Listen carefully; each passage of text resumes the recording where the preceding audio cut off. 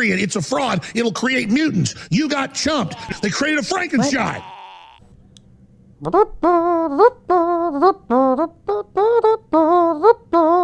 It's a party in here today, ladies and gentlemen. Welcome to the channel. Amethyst Pudding here with another banger. Alright, so this story is it's more modern than some of the other stories. Actually, I think it might be the most modern. It's still not that modern, but it's way more modern than the high school stories. This is more when I was in a college time. Went to a college that was in my local town. I don't even know if that's like a thing that needs to be said now, because there used to be two colleges, but now there's one, but it doesn't matter either way. So I had a buddy of mine, we'll call him Jeffrey, and we used to go to the same college, and we both went to the same high school. We're both local boys, both born and raised local boys. Oh, sorry, side tangent. I hope you enjoy the gameplay. It's kind of weird, but I hope you enjoy it. Sorry, I was just thinking about that. I just got the gameplay captured. Anyway, me and Jeffrey, though, we went to college. We had a great time. And there was a particular event that was going on at his frat. I mean, it's technically not even a frat, so to speak. It was called a literary society, but they're like the same thing, except literary societies are like frats that do smart people things. But they also do the stupid frat hazing crap too. I mean, it didn't like haze too bad, but it's still around. Either way, there was a particular event at their hall. Now, most of these literary societies at this college, they have a hall that all of the members can go hang out at, bring friends to, study, do whatever realistically.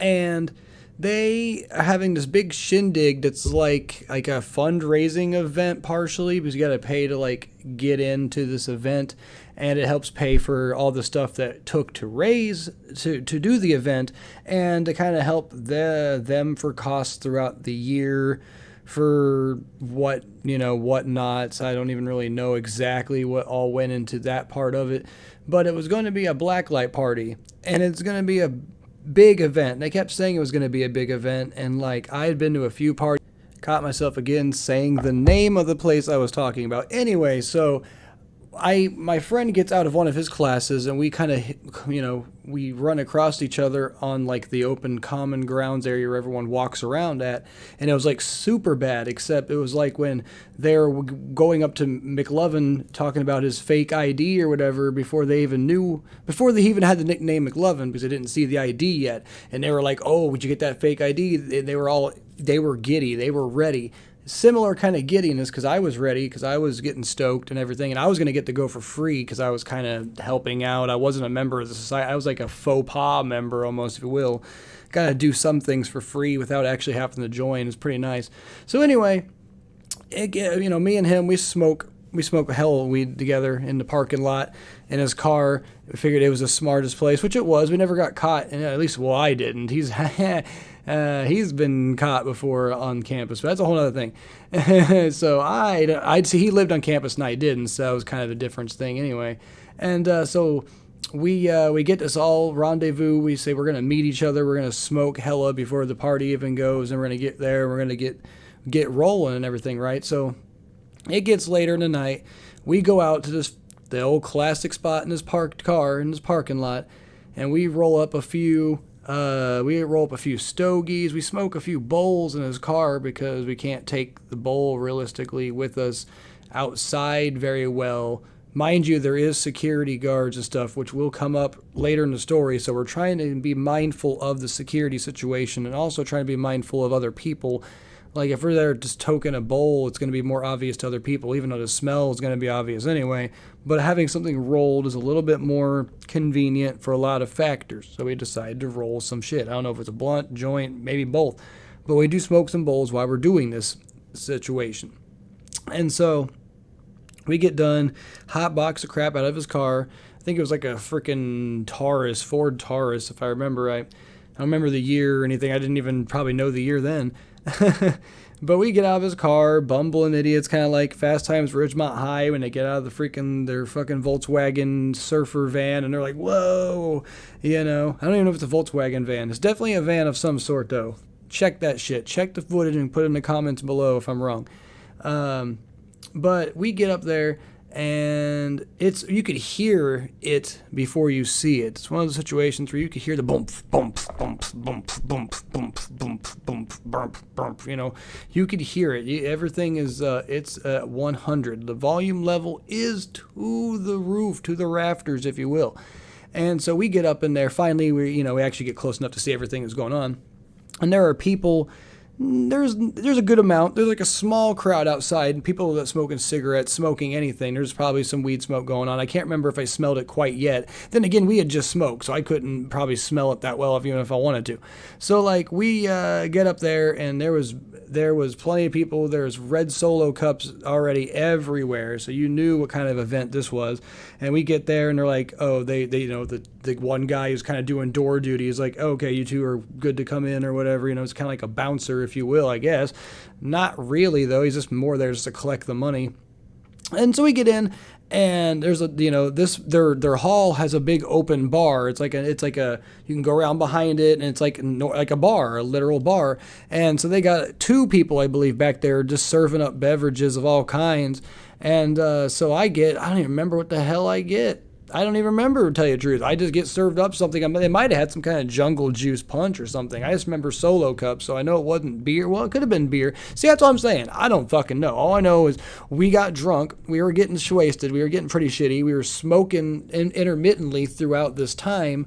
Outside, and the security guards, they would make the rounds, and we'd dap them up, be like, hey, oh, what's up? We'd even give them, I think that we gave them a Solo cup to drink, and I don't know what the legality of them drinking on the job was, but they were pretty chill. They didn't really care if we were drinking and partying as long as we weren't excessive with it. So they were kind of there being faux pas bouncers, and they were bouncers, enforcers, and they were ready to serve up justice if need be.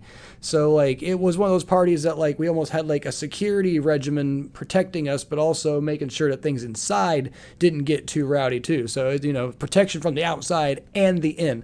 And they were pretty nice guys. I don't know their names, obviously wouldn't say them here anyway, so I don't even know if it bothers to give them nicknames. One of them though was more talkative than the other, but they were both pretty chill, pretty nice for the most part. It's just funny to think that this big Blacklight party is going on, and these 2 guards are just chilling out, just talking, having a freaking blast with us. It was a great time.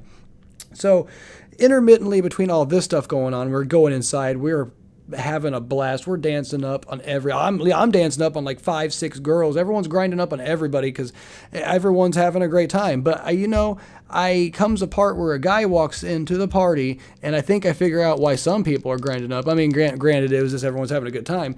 This guy just pops in, and you just see his arm extend into this big group of people, me included. I'm just in the mix, and he just sticks his hand out and he opens it, and there's this big pile of.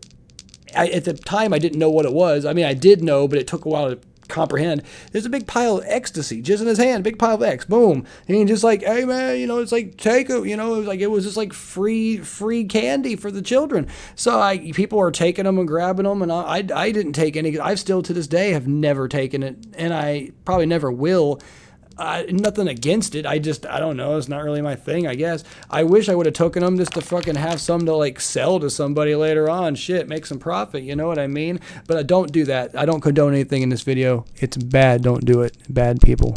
Bad. Anyway, so, and then the same guy comes by probably, 30, 40 minutes later and does the same goddamn thing. Same thing. It's you're sitting there and you're thinking the first experience was crazy. You're just sitting there partying and grinding up with people, being drunk, being high. All of a sudden this dude comes out with arm, boom, handful. I'm talking scoops full of candy from a candy store. You just scoop and put them in your bag. And this happens I know those 2 times, and I know what happens a 3rd time, but I wasn't around for that because I was outside with my friend. But I know because I saw people coming out talking about it. So this guy must have dropped, I don't even know how much money on this shit, because and they weren't bad presses. Now I know on the thumbnail there's going to be some in the corners that look like they are bad pressed. You could just tell they're crumbly, look like dog duty. In the other corner there's going to be some that are actually pressed well, very well, they look like sweet tarts or something. You know what I mean? Those are what we're dealing with here. We're dealing with primo top quality. Granted, this college in town, it attracts a lot of people from a bunch of different areas, a bunch of different even countries. So who knows? This stuff is legit, though. I can guarantee you it was legit because everyone was having a good time, and people that took it especially, you could tell, and that we were all having a blast. And intermittently, and that's what I'm saying, the security guards were around here during all of this, and they didn't give a damn. I mean, obviously they didn't see that particular part of it, but it's just the fact the fact that they just were so nonchalant, because now this college, you can't get away with this kind of thing even if you wanted to. It's one of those things that were like, I think enough things like this happened, and I know there was I think it was a hazing situation, not with this frat, but a different one, where they hazed someone so bad that they got alcohol poisoning and like went to the hospital and like denounced everything and at that frat and like got everyone in trouble. And they're like not a dry campus, but they're goddamn well close to it now, even though I still bet people get drunk and party and stuff. Just not near this. This was a rager. This one was a banger. It was loud.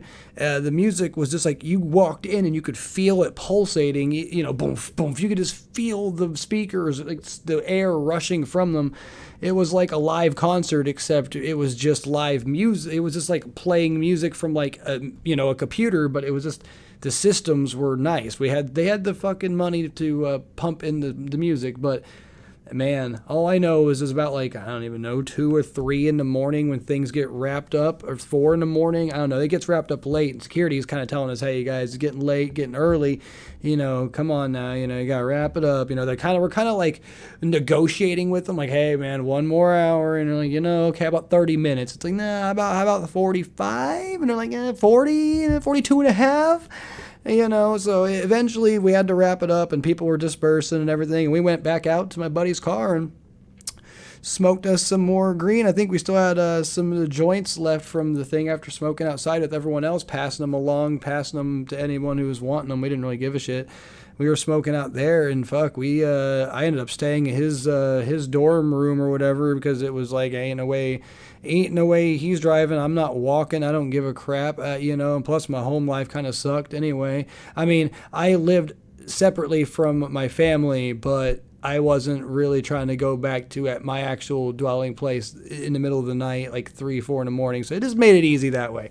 So I stayed over there, and then in the morning we got up, and pretty sure we went to like McDonald's or some shit. All I know is I went home, and I think I crashed out again, because that night was crazy. Way too fucking, my ears hurt the next day from being so close to the damn speakers when you walked in. That was kind of their fault for having the speakers so close to the goddamn doorway when you came in.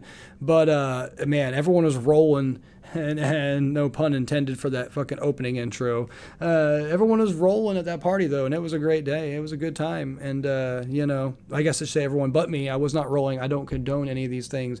I don't condone this behavior. That's why I get close to the microphone when I say it. I don't condone this behavior at all. But either way, you guys have yourselves a great one, and I'll be back with some more great stories for you. Don't you worry. Amethyst Pudding, your friend, your buddy, your pal, out.